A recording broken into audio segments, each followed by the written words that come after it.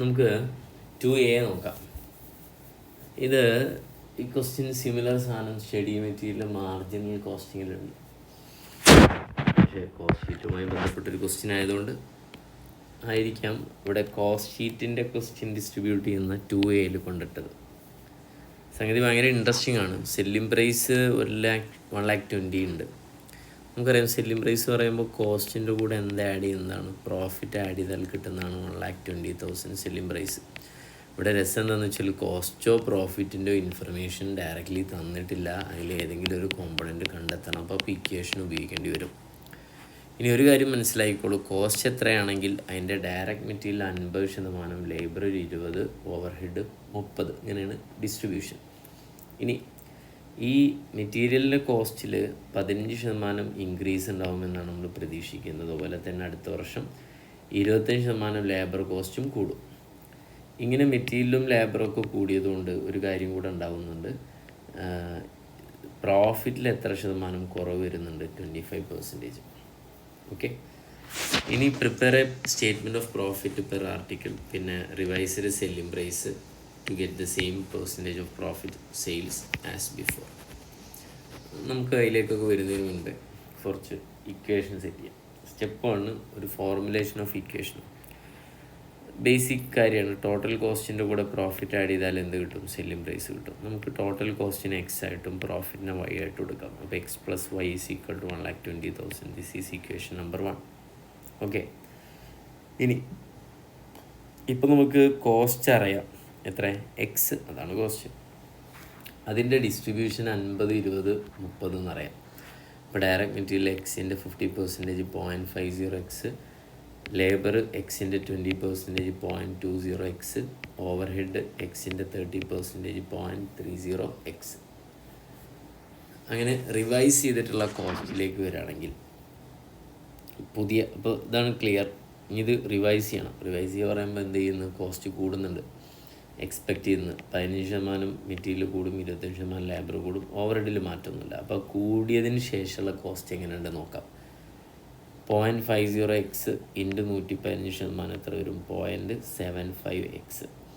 പിന്നെ 0.20ൻ്റെ 125% 0.250x. പിന്നെ over head എത്ര വരും? 0.300x വരും. ഓക്കെ അല്ലേ? അങ്ങനെ ടോട്ടൽ 1.125x വരും. 1.125x. ക്ലിയർ? ഇനി റിവൈസ്ഡ് പ്രോഫിറ്റ് എങ്ങനെ കാണാമെന്നുള്ളതാണ്. അപ്പോൾ കോസ്റ്റ് മാറിയിട്ടാ. നോർമലി ഇപ്പോൾ നേരത്തെ നമ്മൾ എക്സ് എന്ന് മാത്രം പറഞ്ഞെടുത്ത് ഇപ്പോൾ എത്രയായി?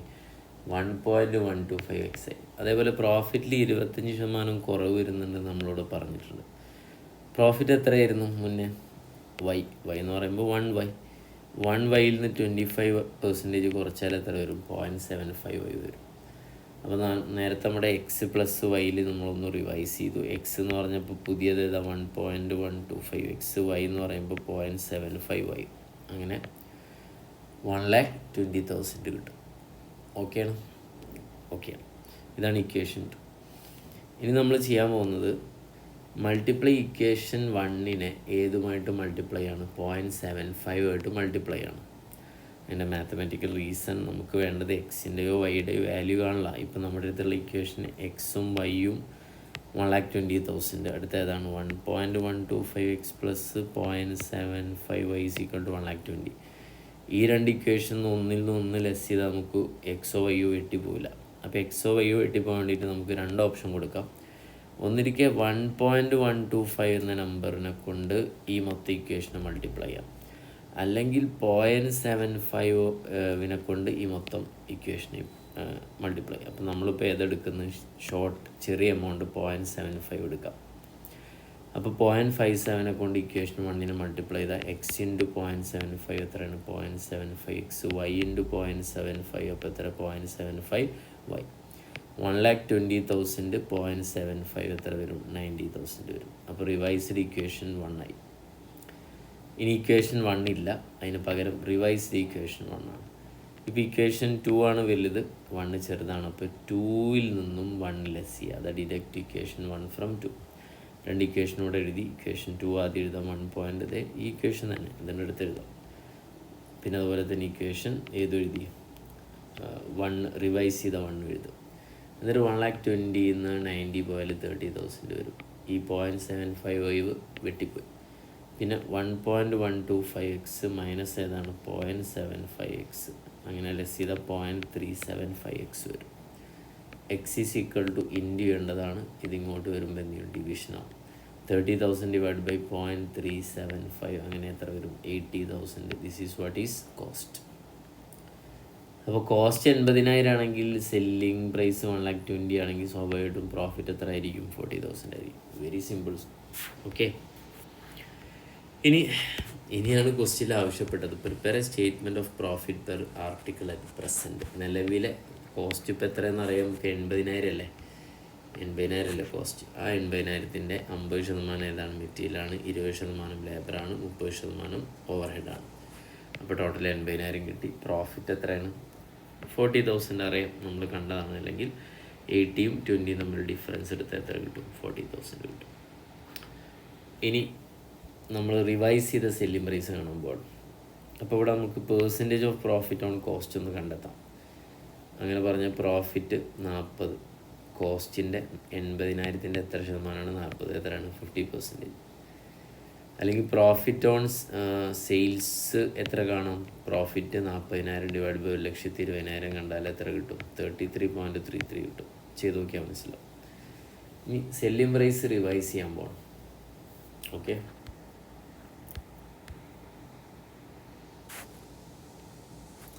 റിവൈസ്ഡ് സെല്ലിംഗ് പ്രൈസ് അങ്ങനെ പറഞ്ഞാൽ എന്താ, ഇവിടെ പറയുന്നുണ്ട് പുതിയ സെല്ലിംഗ് പ്രൈസ് കാണണം.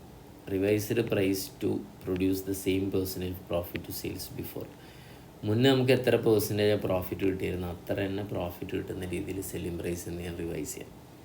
ഇപ്പോൾ ഡയറക്റ്റ് മെറ്റീരിയൽ 40 ആയിരുന്നു, അതിൻ്റെ 15% കൂടിക്കഴിഞ്ഞാൽ 46 ആവും. ലേബർ 16,000-ൻ്റെ 120% കൂടിയാൽ 20,000 ആവും. ഓവർഹെഡിൽ മാറ്റമൊന്നുമില്ല, 24 90,000 വരും. ആ 90,000-ൻ്റെ 50% കണ്ടാൽ 45,000 ആവും. അപ്പോൾ എത്ര വരും, സെയിൽസ് 1,35,000 ആവും. ഓക്കെ, അപ്പോൾ സെയിം പെർസെൻറ്റേജ് ഓഫ് പ്രോഫിറ്റ് തന്നെ നമുക്ക് എന്ത് ചെയ്യാൻ, മെയിൻറ്റെയിൻ ചെയ്യാൻ പറ്റും എന്നുള്ളതാണ്.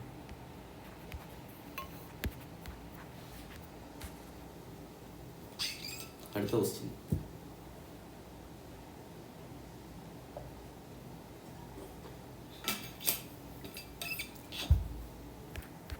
മെറ്റീരിയലുമായി ബന്ധപ്പെട്ടതാണ്. ഇക്കണോമിക് ഓർഡർ ക്വാണ്ടിറ്റി എന്ന് പറയാൻ പറ്റില്ല, അതിൻ്റെ ഒരു വേരിയൻ്റ്. ക്വാണ്ടിറ്റി ഡിസ്കൗണ്ട് ഉള്ളൊരു ക്വസ്റ്റ്യനാണ്. സംഗതി ഇത്രയേ ഉള്ളൂ. കമ്പനിക്ക് ഈ 5 പോളിസികളുണ്ട്. ഈ 5 പോളിസിയാണ് ഇവിടെ ഡിഫറെൻ്റ് ഓർഡർ സൈസ്. ചിലപ്പോൾ ഓർഡറിങ് സൈസ് 400 ആവാം, അല്ലെങ്കിൽ 800 ആവാം, 2400 ആവാം, 4800 ആവാം, 9600 ആവാം.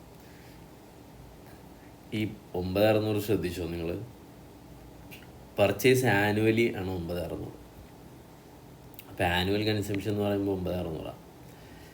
ഇത് ട്വൈസ് ഇൻ എ മന്ത് എന്ന് പറയുമ്പോൾ ഇൻറ്റു 2, ഒരു മാസം അപ്പോൾ എത്ര, 800 യൂണിറ്റ് ഇൻറ്റു 12 അടിച്ചാൽ എത്ര വരും, 9600 വരും. കണ്ടില്ലേ? അല്ലെങ്കിൽ മന്ത്ലി 800 വെച്ച് ഇൻറ്റു 12 അടിച്ചാൽ എത്ര വരും, 9600 വരും.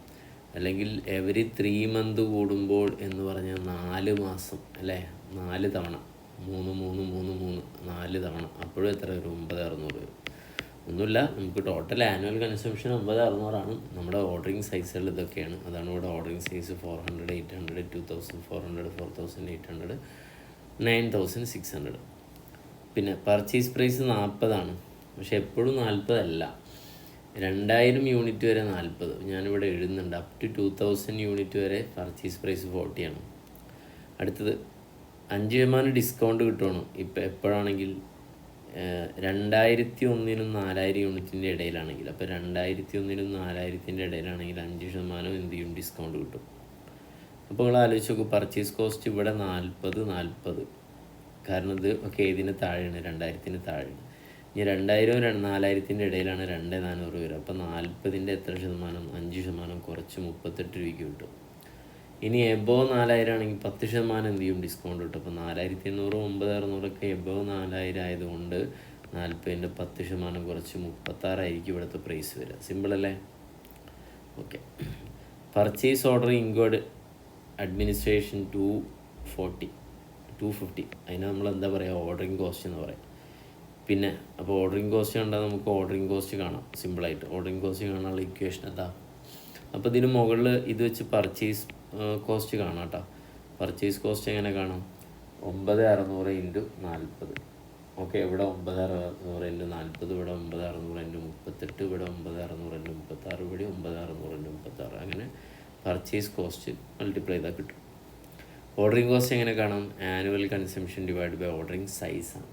ആനുവൽ കൺസംഷൻ എല്ലായിടത്തും 9600 ആണല്ലോ. ഓർഡറിങ് സൈസ് ഇതാ ഈ കാണുന്നു. എന്നിട്ട് ഇൻറ്റു ഏത് ചെയ്യുക? ഒ ആണ്. ഒ എത്രയാണ്? 250. എല്ലാത്തിനെയും 250 കൊണ്ട് മൾട്ടിപ്ലൈ ചെയ്താൽ അതും കിട്ടും. സിമ്പിൾ. അടുത്ത ക്യാരിങ് കോസ്റ്റ് ആണ്. ക്യാരിങ് കോസ്റ്റ് കാണാനുള്ള ഇക്വേഷൻ എന്താണ്? Ordering size divide by 2 into C ആണ്. ഓർഡറിങ് സൈസ് ഇതേ മുകളിലുണ്ട്, അതെടുത്ത് എഴുതുക. ഡിവൈഡഡ് ബൈ എല്ലാറ്റിനെയും എന്തുകൊണ്ട് ഡിവൈഡ് ചെയ്യുക? 2 കൊണ്ട് ഡിവൈഡ് ചെയ്യുക. ഇൻറ്റു സി എന്ന് പറഞ്ഞാൽ എത്രയാണ്? സി പറയുന്നത് തന്നിട്ടുണ്ട്, നമ്മൾ വായിച്ചില്ല. Interest on capital and other storage cost. Carrying cost തന്നെയല്ലേ സ്റ്റോറേജ് കോസ്റ്റ്.